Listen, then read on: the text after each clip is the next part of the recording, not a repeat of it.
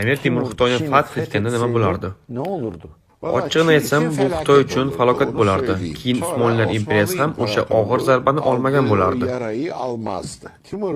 Aslida Temurning niyati Xitoyga yurish emas edi. Uni bir muddat Xitoy yurishdan to'xtatib qolgan bu Yildirim Boyazid bo'lgan.